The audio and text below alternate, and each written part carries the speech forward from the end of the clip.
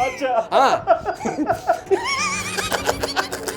और यूं गुड़क गुड़क कर मजो ले रहे, वो बचे नुगुरा की किताब।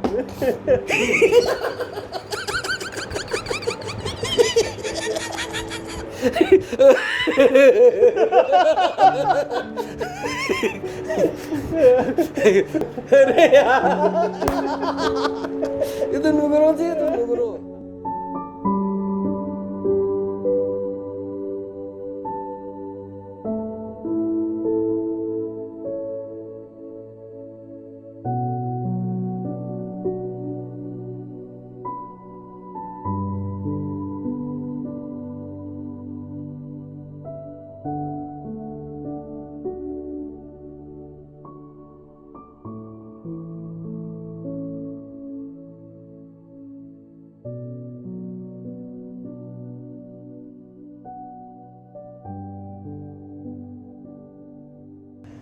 होना तो कलम का मुंशी चाहता था, क्योंकि सिपाही तो मुंशी जी पहले ही हो चुके, लेकिन हालात ने मुंशी भी नहीं होने दिया।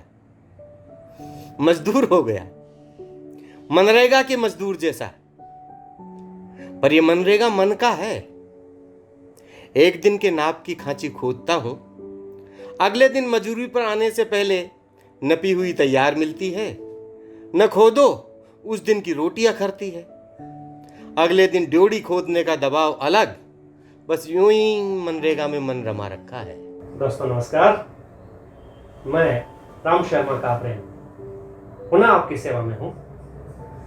आज एक ऐसे साहित्यकार को आपके सामने लेकर आया हूं जो दमित इच्छाओं का गीत गाता है, जिनको राजस्थान की नहीं भारत की साहित्य अकादमी ने सम्मान से नवाजा है। दोस्तों, जिनके मुखमंडल पर मुस्कान की रजतिम आभा हमेशा मैं देखता रहता हूं। राजस्थानी नहीं, भारतीय नहीं, संपूर्ण विश्व में जिन्होंने अपने कलम के दम पर अपना वर्चस्व स्थापित कर रखा है। और यह बड़े सौभाग्य का विषय है कि यह हमारे कोटा की सरजमीन से वाबस्ता है। जी हाँ दोस्तों, मैं बात कर रहा हूं श्रीमान अंबिका दत्त जी चतुर्वेदी साहब। कोटा के ऐसे साहित्यकार, ऐसे मूर्धन्य रचनाकार जो लोक रंजन से जुड़े हुए हैं, जिनकी रचनाएं न सिर्फ बच्चा पढ़ता है बल्कि बड़ा पढ़ता है, बल्कि बुजुर्गों के द्वारा कई गई बातें अपनी रचनाओं में शामिल करते हैं। ऐसे रचनाकार को आइए दोस्तों हम सब जानते हैं। तो सर, सबसे पहले जी, हमारे दोस्तों को बताएं कि आपका जन्म कहाँ हुआ और जन्म के बाद में कोटा आना, फिर साहित्यिक गतिविधियों में अपनी लिप्तता, और उसके बाद में नौकरी, प्रशासनिक अधिकारी, एक लंबी जर्नी चंद पलों में समेटना लगभग नामुमकिन है। लेकिन आइए कुछ सिरे पकड़ते हैं, आपके जन्म से प्रारंभ करते हैं। आप सही कह रहे हैं राम जी, कहानी तो लंबी है, लेकिन कोशिश करता हूँ कम शब्दों में इसको कह सकूँ। वैसे तो मेरा परिवार, ऐसा कहते हैं कि मथुरा से निकले हुए चोबों का परिवार है, कभी फोर फादर्स आकर कोटा में रहे होंगे, लेकिन हालात की वजह से मेरे बाबा अंता चले गए और वहीं वो रहे। मेरा जन्म भी अंता में ही हुआ, मेरी पढ़ाई लिखाई अंता में हुई। यह उस समय की बात है जब अंता में केवल 10वीं तक का स्कूल हुआ करता था। मैंने 10वीं तक की पढ़ाई वहाँ से की। फिर 11वीं 12 में, तो 12 रोज़ ट्रेन से आना जाना करते थे। 12 के बाद में फिर मैं कोटा आया, तो 1-2 साल कोटा में पढ़ाई की मैंने, BSc साइंस की पढ़ाई, लेकिन पूरी पढ़ाई नहीं हो सकी। हालात कुछ ऐसे थे, उनकी कहानी अलग है, कि मुझे नौकरी करनी पड़ी और मैं जल्दी ही सन 77 के साल में शिक्षा विभाग में क्लर्क की नौकरी करने के लिए आटोन चला गया। अटरू के पास में एक छोटा सा गांव है, वहाँ पर आटोन में मेरी नौकरी हुई। वहाँ से मैं पढ़ाई करता रहा। फिर मैंने प्राइवेट BA किया, BA करने के बाद B.Ed किया। इस दौरान मेरी शादी भी हो गई और इसी दौरान मैंने राजस्थान पब्लिक सर्विस कमीशन का एग्ज़ाम भी दे दिया, कंपटीशन एग्ज़ाम। और पहली बार में मेरा राजस्थान तहसीलदार सेवा में सिलेक्शन हो गया, तो मैं ट्रेनिंग में चला गया। आप देखिए कि मैं अपने गांव का शायद पहला ही आदमी था जो इस नौकरी में आया था, इस तरह, हाँ, इतनी नौकरी में। तो फिर वहाँ से मेरी पहली पोस्टिंग मनोर थाना रही, और मनोर थाना में नायब तहसीलदार हुआ। मनोर थाना से फिर मेरी लूनकरण सर बीकानेर नौकरी हुई।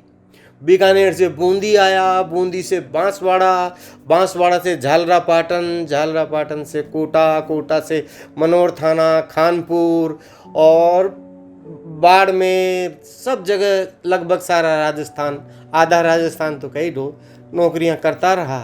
और धीरे धीरे कब नौकरी में 60 वर्ष की उम्र आ गई, और विभिन्न अनुभवों के साथ सेवानिवृत्त हो गए। सन 2016 में सेवानिवृत्त हो गए। जी जी। इस दौरान में लिखना पढ़ना भी चलता रहा। शादी के बाद जी एक महिला व्यक्ति का जीवन बदल देती है। जी। निश्चित रूप से एक साहित्यकार का जीवन अपनी धर्मपत्नी के आने के बाद में बदलता है, सबका बदलता है, स्वाभाविक है। तुलसीदास जी का ही बदला था जी। तो ऐसे हालातों में जब आपका वैवाहिक जीवन प्रारंभ होता है और आपकी कलम चल रही है अनवरत, किस प्रकार से परिवार की जिम्मेदारियां, प्रशासनिक जिम्मेदारियां और कलम की जिम्मेदारियां आपने प्रबंधित की? थोड़ा जटिल सा सवाल है। आप 3 चीज़ें जानना चाहते हैं जी। मेरे पारिवारिक यानी गृहस्थ जीवन के बारे में, मेरे सरकारी नौकरी के बारे में, और मेरे लेखन के बारे में। तो मैं ये कहना चाहूँगा राम जी कि मैं सौभाग्यशाली हूँ कि मुझे मेरे परिवार में संघर्षशील और स्नेहमयी माता मिली जी, और बहुत ही विश्वसनीय और सदाचारिणी पत्नी मिली, बहुत ही जिम्मेदार। बल्कि मैं ये कहना चाहूँगा कि मेरे अंदर बहुत सारे नैतिक और सामान्य व्यवहार के जो गुण आए वो मैंने मेरी पत्नी से सीखे। अच्छा जी। मेरा स्वभाव अक्खड़ किस्म का हो सकता है जी, लेकिन मेरी पत्नी ने मुझे बार बार ये सिखाया कि हम किसी का काम करें या न करें, लेकिन उसे व्यवहार अच्छा दें। क्या बात है, क्या बात है। तो मैं नौकरी में भी इस बात को लगातार करता रहा जी, क्योंकि हमेशा हर आदमी का काम कर पाना संभव नहीं होता, व्यवहारिक नहीं होता, व्यवहारिक नहीं होता, सैद्धांतिक सही रूप से कह भी, रहे हैं। कानूनी तौर पर भी नहीं होता, निश्चित। आपके क्षेत्राधिकार में नहीं होता, कई कारण होते हैं। लेकिन मैंने इस सीख को साथ रखते हुए जब भी लोगों से व्यवहार किया, आप आश्चर्य करेंगे कि मेरे काम को मना कर देने के बावजूद जी। लोगों ने मेरे को सराहा। अच्छा, हाँ, 1-2 लोगों से मैंने कहा कि बाबा ये तुम्हारा काम यहाँ नहीं हो सकता और तुम यहाँ समय खराब मत करो, तुम कहीं, जो मैंने उसको जगह बता दी जी जी, कि वहाँ तुम्हारा ये काम होगा। तो उसने कहा कि अरे बाबू साहब, यह बात भी तो माँ के ताई कोई ने न बताई आज ताई, क्या बात है। माँ तो इतना बरस हो गया पढ़ता पढ़ता, यह बात माँ के ताई कोई पहली बता दे तो जी। ये फोड़ा तो न पाता। जी, जी, 2 साल 3 साल का, अब आपने ये बताई जी गेला पे चल जाऊंगा। बिल्कुल बिल्कुल। यानी लेकिन माँ की सुना ही कोई न कोई भी। तो महत्वपूर्ण बात यह है कि सामने वाले को आप सुनिए, उसका काम जैसा बन सके करिए। ये मैं करता रहा अपनी नौकरी में। मैं हमेशा ये सोचकर नौकरी की मैंने कि मुझे यहाँ पर किसी का कोई काम करने के लिए बिठाया गया है जी, किसी का काम न करने के लिए नहीं बिठाया। बिल्कुल बिल्कुल, यही होना चाहिए। तो मैं ये समझिए आपके, मेरी नौकरी तो प्रशासनिक नौकरी थी जी। मैं लंबे समय तक तहसीलदार रहा, एसडीओ भी रहा, विभिन्न विभागों में रहा, मैं एक्साइज में रहा, मैं सप्लाई में रहा, जिला परिषद में भी रहा, बहुत सारे महकमों में रहा, बल्कि ये कहो कि जो पब्लिक कांटेक्ट के, पब्लिक डीलिंग के महकमे थे उनमें रहा। कई समस्याओं को, जन आंदोलनों का फेस करना पड़ा। अच्छा। हाँ, तो लेकिन मुझे लगा कि यदि हम सच्चे हैं और अपने आप को एक पब्लिक सर्वेंट समझते हैं जी, तो हमें कहीं कोई दिक्कत नहीं आती है। निश्चित रूप से। हाँ, बिल्कुल। अगर हम हमारे पास आने वाले आदमी के काम को जिम्मेदारी या प्रामाणिकता से लेते हैं तो वो हमारा विश्वास करता है, वो हमारे ऊपर भरोसा करता है। और मैं सोचता हूँ किसी भी व्यवहार में, चाहे वो सरकारी हो या गैर सरकारी, भरोसा बड़ी चीज होती है। निश्चित रूप से भरोसा बड़ी चीज है। बिल्कुल, भरोसा बहुत बड़ी चीज है, बहुत बड़ी चीज और है। ये यूं कह रहे हैं कि ये सब चीजें इनको भाभी जी ने सिखाई। हाँ, भाभी जी ने सिखाई। ये और दोस्तों बहुत बड़ी बात है। हाँ हाँ, बिल्कुल। तो जब कलमकार के तौर पर आपको जानने का हम प्रयास करते हैं जी आपकी ये 2 रचनाएं जी हमारे सामने आती है, लोग जहां खड़े हैं और सौरम का चित्र। दोनों रचनाएं अंबिका दत्त जी कब लेकर आते हैं और इनकी क्या जरूरत आ गई थी, क्यों ले आए आप? समाज में ऐसा क्या देखा आपने, आपके ज्ञान चक्षुओं ने क्या देखा कि इनकी की जरूरत पड़ गई थी, जबकि बहुत सारे लोग लिख रहे थे उस समय? देखिए राम जी, ये सवाल न तो पहली बार पूछा जा रहा है और न सिर्फ मुझसे पूछा जा रहा है। साहित्य या कविता क्यों, ये सवाल युगों युगों से पूछा चला जाता आ रहा है। और बल्कि मुझे लगता है कि किसी साहित्यकार को तो ये सवाल अपने आप से बार बार करना ही पड़ता है कि मैं क्यों लिख रहा हूं, मैं क्यों लिखना चाहता हूं। ये सवाल जितना कठिन है, इसके उत्तर भी उतने ही जटिल हैं। इसके बहुत सरलीकृत उत्तर दिए जाना अच्छा नहीं होता। बहुत सीधे से, जैसे आप दुनिया बदल देना चाहते हैं या दुनिया को अच्छी बना देना चाहते हैं, इस तरह से इतने सरल उत्तर इन प्रश्नों के नहीं होते कि आप क्यों लिखते हैं, क्यों प्रकाशित करते हैं। एक रचनात्मक संबंध समाज में और साहित्यकार में होता है, जो कला के विभिन्न स्वरूपों से काम करता रहता है। साहित्य भी कला और विद्या का एक स्वरूप है।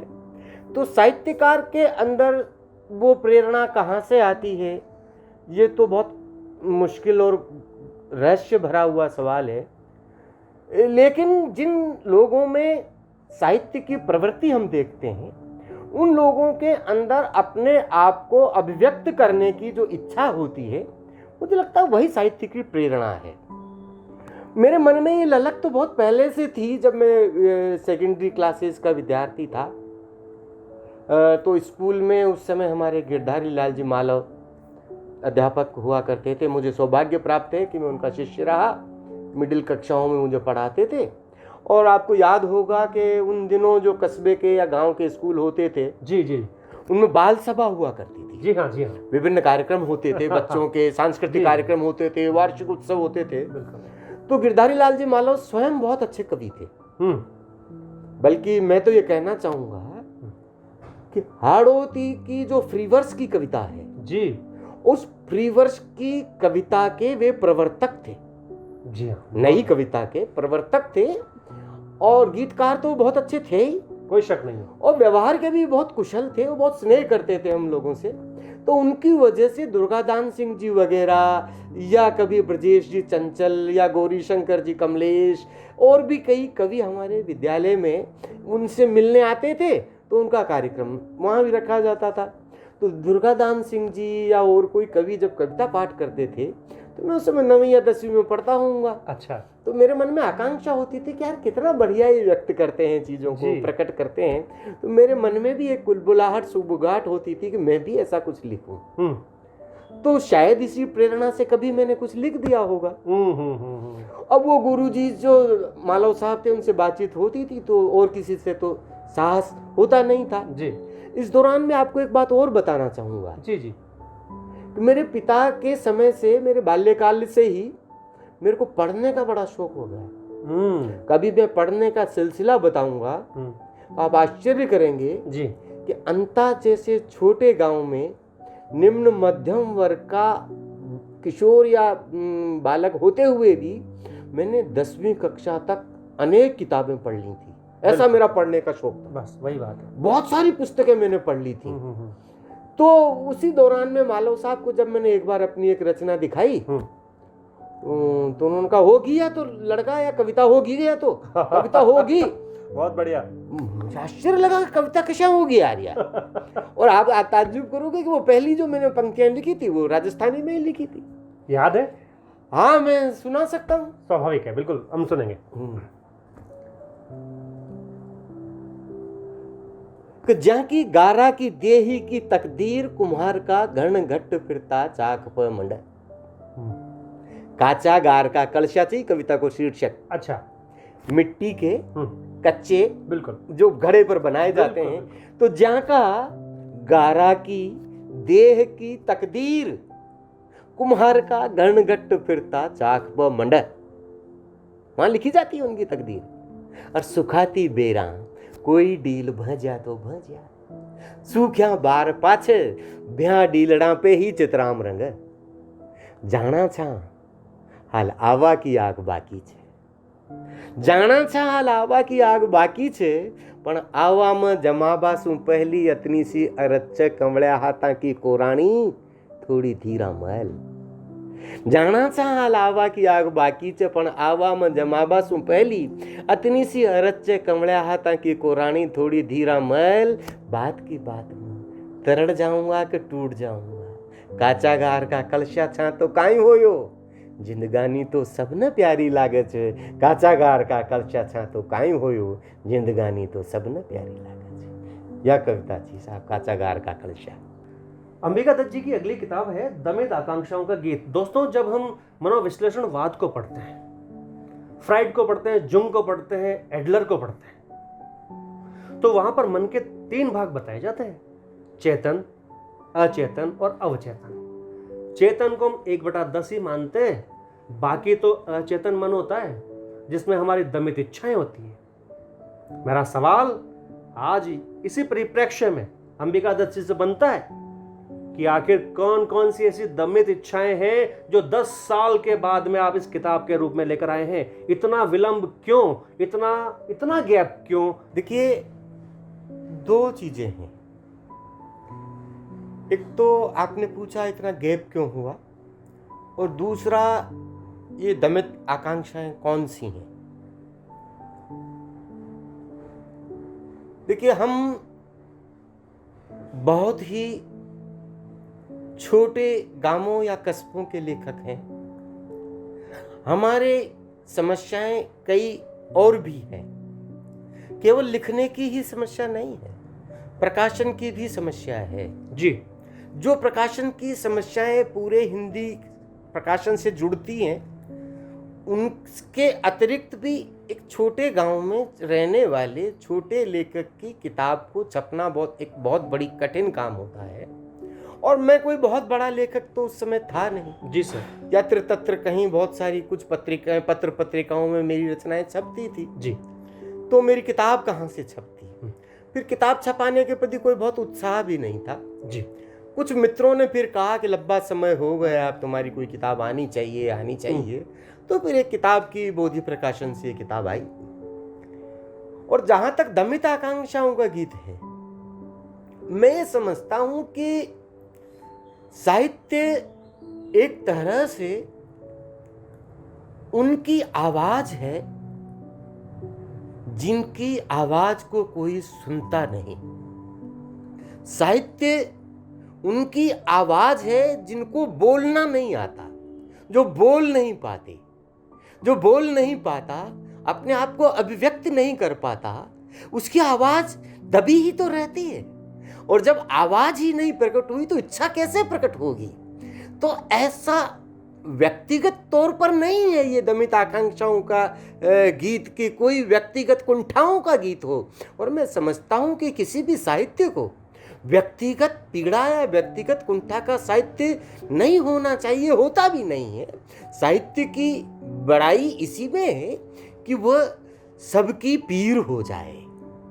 हमारी परंपरा की महान कवियत्री मीरा अपनी यात्रा में एक बार तो कहती है एरी में तो दर्द दीवानी मेरो दर्द न जाने कोई। जी जी जी। यहाँ उसका दर्द अकेली मीरा का दर्द है, लेकिन अपनी विकास यात्रा में जब वो आगे जाती है तब वो कहती है, हरि तुम हरो जन की पीर।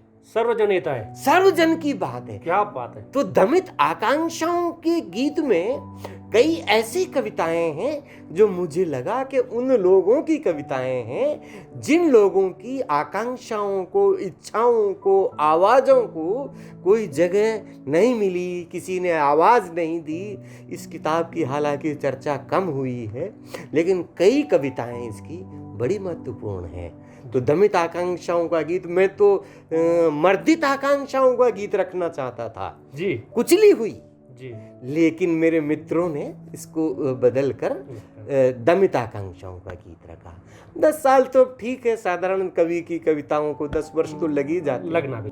आठवें नहीं दिन हाल और आंवों में 12 मास, दोनों पुस्तकें जी वैश्विक स्तर पर चर्चा का कारण बनी। बेसिकली जब हाड़ौती में आप लिखना प्रारंभ करते हैं, जबकि मैं किताब देखता हूं तो कहीं पर भी आपने समझौता नहीं किया शब्दों के साथ में। जी, दहशत शब्द, हाड़ौती के मूल मिट्टी से जुड़े हुए शब्द ही आपने उठाए हैं, कहीं कोई दिखावटी नहीं, बनावटी नहीं। तो आपका जीवन दर्शन हाड़ौती को और हाड़ौती के लोक रंजन को आज किस प्रकार से देखता है? देखिए, भाषा और शब्द ये तो साधन है, और एक रचनाकार का जो संघर्ष है वो 2 स्तर पर होता है, एक बाह्य संघर्ष और एक आंतरिक संघर्ष। तो आंतरिक संघर्ष जो होता है उसकी एक प्रमुख भाव भूमि होती है कि उसके अंदर जो पैदा हो रहा है, जिसको वो अभिव्यक्त करना चाहता है, उसको सही सही भाषा, सही सही शब्द मिल जाएं। निश्चित। तो जब मैं इस परिवेश में रहता हूँ और उस परिवेश में राजस्थानी या हाड़ौती बोली जाती है और मैं उस परिवेश की तकलीफ को, उसके जीवन को, उसके संघर्ष को कहना चाहता हूँ, तो मुझे लगता है कि जिस बोली या भाषा में वह जीवन अपनी बात कहता है, उससे उपयुक्त, उससे बेहतर दूसरी कोई भाषा हो ही नहीं सकती। इसलिए मैं राजस्थानी में कविता लिखता हूँ और मेरी हिंदी की अनेक कविताओं में भी राजस्थानी के शब्द इसीलिए आते हैं क्योंकि मुझे अपनी बात कहने के लिए उस जगह दूसरा कोई उपाय, दूसरा कोई साधन मिलता ही नहीं है। बिल्कुल। इसीलिए मेरे कई मित्र कहते हैं कि तुम तो हिंदी में भी राजस्थानी कविता ही लिखते हो, और इससे मुझे कोई हीन भावना नहीं आती, बल्कि मुझे लगता है कि मैं बिल्कुल अपने आप को धरती का, मिट्टी का, वृक्षों का, नदियों का और साधारण लोगों का कवि कहलाना चाहता हूँ। मैं कोई बहुत बड़े महलों का या बाजारों का कवि नहीं होना चाहता, मैं धरती का कवि होना चाहता हूँ, मिट्टी का कवि होना चाहता हूँ, मैं साधारण मनुष्यों का कवि होना चाहता हूँ। इसलिए साधारण मनुष्यों की भाषा, उनके काम में आने वाले शब्दों का प्रयोग करता हूँ। इसीलिए मैंने राजस्थानी में लिखता हूँ और हिंदी में भी मैं राजस्थानी के शब्द इसीलिए आचार्य रामचंद्र शुक्ल कहते हैं, गद्य कविना नाम निकषम, अर्थात कवि की कसौटी है गद्य लिखना जी। और गद्य में भी यदि व्यंग्य लिख दिया जाए तो सोने पे सुहागा है, अर्थात कवि ने अपना धर्म पूरा कर दिया है। आपकी पुस्तक परम देश की आधम कथा निश्चित रूप से सराहनीय तो है ही, लेकिन आपने बहुत सारी अपनी जिम्मेदारियां पूरी कर दी इसमें। समाज में जो देखा वो लिख दिया इसमें। शब्दों की गूढ़ता और जादूगरी तो इसमें दिखाई है आपने। इसके अलावा बहुत सारी चीजें ऐसी है जो आज भी समकालिक भी ऐसी कैसी चल रही है जी। चाहे अधिकारियों का भ्रष्टाचारी रवैया हो या फिर आम जन की संतृष्टता हो। एक समकालिक कवि ऐसे माहौल में क्या कहना चाहता है? हाँ, ये सही बात है और मुझे लगता है कि इस पीड़ा ने ही मुझे गद्य लिखने के लिए बाध्य कहा। हालांकि छुटपुट थोड़ा बहुत गद्य तो लिखता रहा हूँ पहले, पर व्यवस्थित रूप से गद्य लिखने का काम नहीं हुआ। इसके कई कारण मैंने बनाकर भी रखे, बताए भी। आलस्य भी इसमें एक बड़ा काम था, क्योंकि गद्य लिखने के लिए आपको अधिक लिखना पड़ता है, अधिक देर बैठना पड़ता है, चट लगाना पड़ता है, पीता गालना पड़ता है। उतनी देर में तो पीता नहीं गलता, इसलिए कवि होना आसान है। लेकिन उस कवि होने को बहुत देर तक बहुत सारे मित्र रहने नहीं देते, वो गद्य अपेक्षा करते हैं। इसमें इस संकलन में परम देश की अदम कथा में मेरा जो पहला व्यंग है वो यही है, कवि का निकष। तो दरअसल बहुत सारी चीज़ें हैं जो आपको बातचीत में पता चलती हैं, आपको सहज भाव से कहने में आती हैं। और अब तो मैं कम से कम जो विधा या शैली है उसे आज़ाद हो गया। अब मुझे लगता है कविता में भी तो एक व्यंजना ही होती है, व्यंजना प्रमुख चीज़ है। अभिधा, लक्षणा और व्यंजना, जो शक्ति की सबसे बड़ी, भाषा की सबसे बड़ी शक्ति है, वो व्यंजना है। और व्यंजना से ही व्यंग बनता है। तो और जब तक आपके अभिव्यक्ति में व्यंजना न हो, वो कविता हो या गद्य हो, कैसे अच्छा हो सकता है। तो मैं समय समय पर कुछ व्यंग लिखता रहता था, ऐसे अपनी डायरी में हुए कई सारे इकट्ठे हुए। और फिर जब अपना सेवा निवृत्त हुए तो मित्रों ने कहा, इसमें कुछ प्रकाशित भी हुए विभिन्न जगहों पर, तो एक पुस्तक छपा दी, परम देश की अदम कथा। और आप सही कह रहे हैं कि ये जो सिलसिला है इस पूरे समाज में, जिस तरह की विद्रूप चीज़ों का, वो समाप्त नहीं हो गया है। मैं निजी तौर पर बताऊं आपको जी, जब मैं कुछ लिखने बैठता हूं तो चाय का कप जरूर एक बार पी लेता हूँ। जी जी जी। आप भी कुछ ऐसा करते हैं? लिखने के पहले चाय पी ली, कहीं कुछ घूमने चले गए, मूड फ्रेश कर लिया, ऐसी जरूरत पड़ती है? देखिए आपने बहुत जोरदार सवाल किया है। दरअसल ये हो सकता है पहले कभी रहा हो ऐसा जी, पर मैंने तो पहले ही कह दिया कि मैं तो मजदूर हो चुका हूँ। मजदूर आदमी का कैसा मूड, कैसा क्या, अब उसको तो लिखना, अब मेरे लिए लिखना इतना मुश्किल काम नहीं हो गया है। हालांकि चित्त की एकाग्रता और शरीर को व्यवस्थित अनुशासित करना तो अपेक्षित होता ही है, आपका दिमाग उस जगह एकाग्र हो। बाकी अब मेरे लिए कोई मुश्किल नहीं है जी, क्योंकि पिछले कुछ दिनों मैंने ये देखा कि मैं कहीं भी लिख सकता हूँ। मैं रेलवे के प्लेटफार्म पर बैठकर लिख लिया मैंने। क्या बात है। और बल्कि मेरा एक बड़ा आलेख का एक हिस्सा तो मैंने चलती ट्रेन में ऊपर रात में बैठकर लिखा। अच्छा। हाँ, मेरा एक आलेख है सियाराम का गांव। उस सियाराम के गांव में वो प्रकाशित भी हुआ है। बनास जन एक बड़ी पत्रिका है, अपने पल्लव निकालते हैं, उदयपुर के ही है। तो उसमें जो है वो एक केवट है यहाँ का, स्विस वाली के पास के गांव का, ये सच्ची कथा, जीवन वृत्त है उसका। तो उसमें दो हिस्से तो मैंने, एक तो उससे मुलाकात का हिस्सा है, ठीक है, उसकी कहानी है, और दूसरा हिस्सा वो है जब मैं उसके गांव गया एक बार, अच्छा, ग्रीष्म ऋतु में, और तीसरा हिस्सा वो है जब मैं कल्पना में उसके गांव गया सर्दी की ऋतु में। तो वो जो कल्पना वाला हिस्सा है वो मैंने पूना से कोटा की यात्रा के दौरान रात्रि के समय सारे डिब्बे में सब लोग जब सोए हुए थे ऊपर की सीट पर बैठकर लिखा। क्या बात। तो अब मुझे अब का मूड और क्या मूड, हाँ ठीक है, चाय अच्छी तो लगती है, चाय किसको अच्छी नहीं लगती है।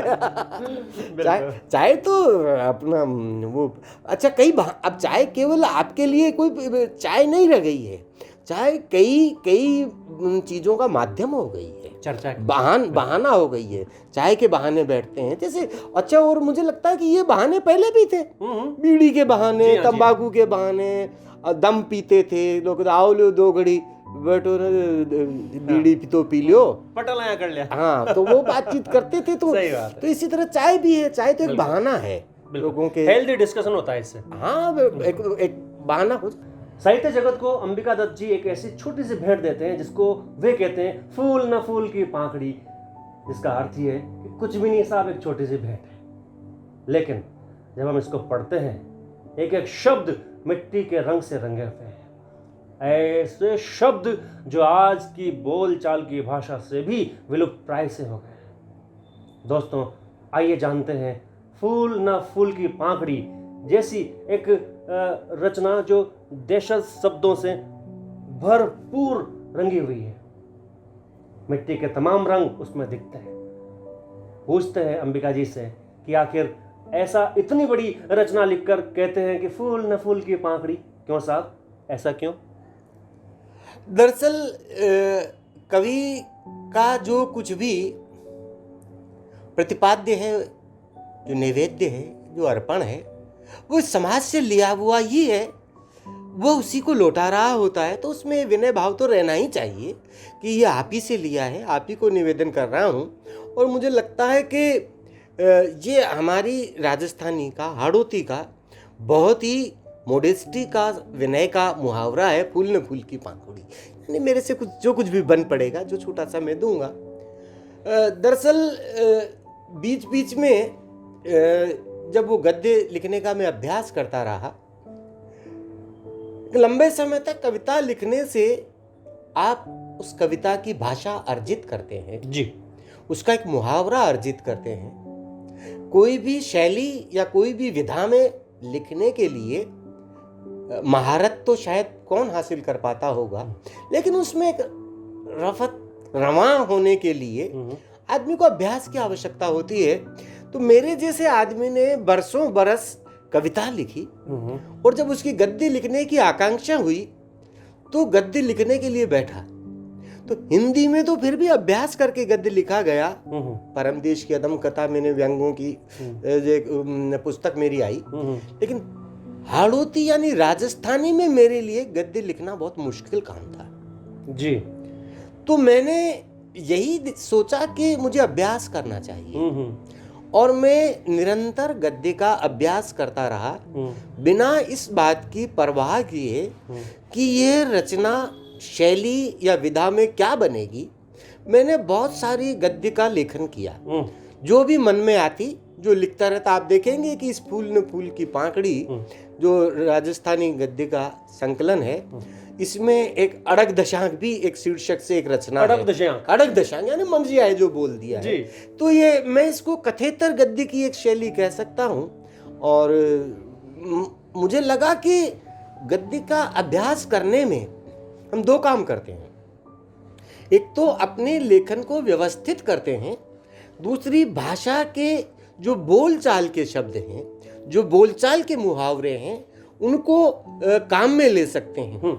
मेरी ये उत्कंठा बहुत लंबे समय से बनी और बनी हुई है अभी तक भी, कि मैं वस्तुतः केवल लिखे हुए शब्दों का रचनाकार नहीं होना चाहता, मैं बोले जाने वाले शब्दों का लेखक होना चाहता हूँ। वाक जो तत्व है वो मेरे लेखन में होना चाहिए। मैं जब लिखूं तो ऐसा लगे कि वो बोला जा रहा है, क्योंकि वाक तत्व के बिना, वाणी तत्व के बिना जो शब्द है वह शब्द प्राणवान नहीं होता। बिल्कुल बिल्कुल। तो मैं ऐसे लेखन के लिए जो अभ्यास कर रहा था, तो फूल न फूल की पाखड़ी में लिखी गई रचनाएं मेरे ऐसे ही अभ्यास का परिणाम है, जिसमें हाड़ौती भाषा के बहुत सारे शब्द, बहुत सारे मुहावरे जो प्रचलन से बाहर हो गए, जो आम रोजमर्रा की जिंदगी में बोलचाल में काम में आते हैं। मुझे लगता है कि जो लोग हाड़ौती में रुचि रखते हैं, जो लोग हाड़ौती भाषा को या बोली को जानना समझना चाहते हैं, वे यदि इसे पढ़ेंगे तो न केवल इससे साहित्य का आनंद उठाएंगे, वे बहुत सारे शब्दों की जानकारी से भी लाभान्वित होंगे। जी जी। नुकरो कौन छे सब जाने छे, जे कोयारो गुण एहसान न मान, अड़ी भगत पे कोयारो आडो ना आवे, गुण चोर एहसान फरामोस। कोई सु नुकरो कह तो यो ही मतलब खाड्यो जाऊ छे। शब्द कोश में नुकरो शब्द कोई न, वहाँ निगुरो छे, निगुरो, जी को अर्थ छे बिना गुरु को, जीने कोई गुरु सु दीक्षा नहीं होवे, अदीक्षित, अशिक्षित। ये एक सामान्य अर्थ है नुकरों का। तो आपने जब इतनी महान किताब लिख दी, जिसको जब दशहरे के मैदान पर आप सुनाया करते थे, लोग अपने ऊपर मानकर दूसरों पर सरका देते थे, अरे तार भाई खरिया जी है। ऐसे माहौल में लोग लोटपोट हो जाया करते थे। आपके हिसाब से नुकरा क्या है और किस गरिमा के साथ आपने लिख डाला? दरअसल ये इसकी कहानी थोड़ी सी विचित्र है, और ये कैसे हुआ ये मुझे भी पता नहीं। मैं केवल सुनता ही सुनता था कि रचना अपने आप आती है, पर नुगरे के साथ ऐसा ही हुआ। और ये नुगरा फिर बाद में मैंने इसलिए रखा इसका नाम कि इसकी जो पहली पंक्ति आई थी, पहले पद की पहली पंक्ति वो थी, कोई मेरो गुरु से पिंड छुड़ावे। अच्छा, पहली पंक्ति ही आई थी, कोई मेरो गुरु से पिंड छुड़ावे। फिर उसका पद हुआ, और उसके फिर पद होते रहे, कई पद होते रहे, जबकि मैं तो प्रीवर्स का आदमी था। जी जी, मैंने कोई छंदबद्ध रचना की नहीं। मैं ये भी मानता हूँ कि मेरी सामर्थ्य नहीं थी, नहीं लिख सका, लेकिन इसमें सब पद शैली में आए, एक पद शैली में, और इतनी तेजी से आए कि एक दिन में 2-3 पद में लिख लेता। अच्छा, हाँ, और ऐसे सटीक बनते कि कह ही नहीं सकते। एक दो मित्रों को फोन पर सुनाया तो वो बड़े प्रसन्न हुए, उन्होंने कहा ये तो बहुत ही क्रांतिकारी रचना है, मजे आ गए। और 5-7-8 दिन बाद उनका फोन आता तो वो पूछते और क्या हाल चाल है उस नुगरे के। मैं कहता यार मैं तो हो गया गौण, और तुम हाल चाल पूछ रहे हो उस नुगरे के। वो नुगरा महत्वपूर्ण है, तो नुगरा बड़ा महत्वपूर्ण था। नुगरे में कई रचनाएं ऐसी हुई। अच्छा, उसके बाद में फिर मैं एक दौर रहा वो जी, जिसमें मैंने 100-125 के करीब पद लिखे नुगरे के। उसके बाद फिर वो इकट्ठे हो गए तो लोगों को सुनाए, सबने पसंद किया। फिर कुछ मित्रों ने कहा इसकी एक पुस्तक छपा लो, पुस्तक छपने चली गई। उसके बाद उन नुगरों का क्रम बंद हो गया। अब पुस्तक छपने के बाद में उस दौरान में एक नुगरा डबल छप गया। तो मैंने माया मृग से कहा, बोधि प्रकाशन वालों से, मैंने कहा ये प्रूफ आया, जब मैंने कहा इसमें डबल छप गया तो उन्होंने निकाल देंगे। तो उनके पास जब वो गया उन्होंने वो निकाल दिया पेज। फिर उन्होंने मुझे संदेश भेजा कि एक नुगरा और भेजो। अच्छा, मैंने कहा क्यों? कि भाई जो पेज निकला है तो पेज तो जोड़ा होता है, फॉर्मेट में आएगा ना। हाँ, फॉर्मेट में आएगा ना। तो आपने उस जगह से नुगरा निकाला है, उधर वाला पेज में तो लिख रहा है, तो इधर खाली थोड़ी रहेगा, तो एक नुगरा और भेजो। मैंने कहा अब नहीं है मेरे पास तो नुगरे। उन्होंने कहा ढूंढो ढांढो कहीं से। अच्छा, मैंने ढूंढा, कहीं रफ कॉपी में भी नहीं मिला। दोबारा लिखो। उन्होंने कहा लिख लो। मैं आप ताज्जुब करोगे कि उसके बाद नुगरा नहीं लिख सका, आज तक नहीं लिख सका नुगरा। मैं कोशिश करके नुगरा नहीं लिख सका। ये तो बस प्रवास ही आ गया तो आ गया नुगरा। हाँ, वो जो भी समझो आप। मैं आपको एक नुगरा सुना देता हूँ। स्वागत, बिल्कुल हम सुनना चाहेंगे सर।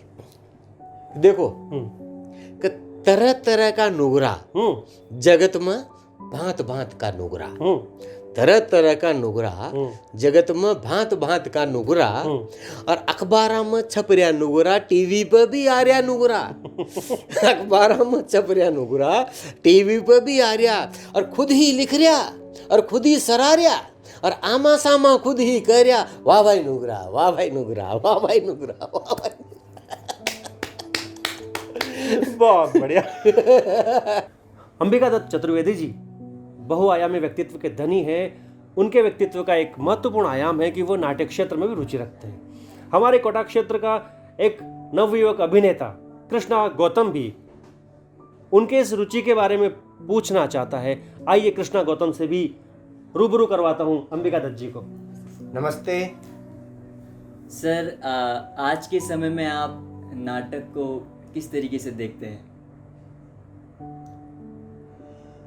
दरअसल नाटक को सिर्फ अकेली एकांगी वृत्ति के रूप में नहीं देखा जा सकता जी।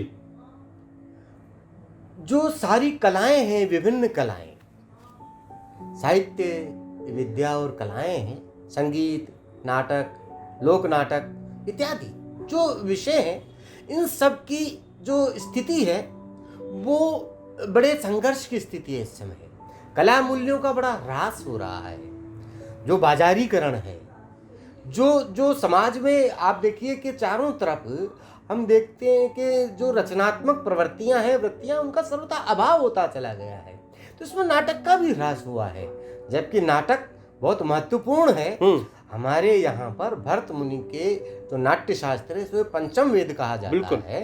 और लेकिन इसके बावजूद मैं निराश नहीं हूँ जी। नाटक से जुड़े हुए लोग लोग, नाटक से जुड़े हुए लोग, बहुत सारे लोग हैं जिनको मैं जानता हूँ, मेरे मित्र परिचित हैं, वे इस काम को निष्ठापूर्वक करते हैं। तो मैं समझता हूँ कि बेशक समाज को आगे ले जाने वाली, रचनात्मक और पीछे ले जाने वाली प्रतिगामी शक्तियां निरंतर हर समय काम करती रहती है। लेकिन एक रचनाकार, एक कलाकार, चाहे वो साहित्य से जुड़ा हो, संगीत से जुड़ा हो, पेंटिंग से जुड़ा हो, नाटक से जुड़ा हो, किसी से भी जुड़ा हो, पत्रकारिता को भी मैं तो उस विधा में ही मानता हूँ, वे सब लोग मिलकर जो प्रगतिशील ताकतें हैं, उन प्रगतिशील ताकतों के साथ चलते हुए एक रचनात्मकता के अभियान को आगे बढ़ाती हैं और जो ध्वंसात्मक शक्तियां हैं उनका प्रतिरोध करती हैं। मैं सोचता हूँ कि हमारी सबकी भूमिका यही है, नाटक के लोगों की भी भूमिका यही है,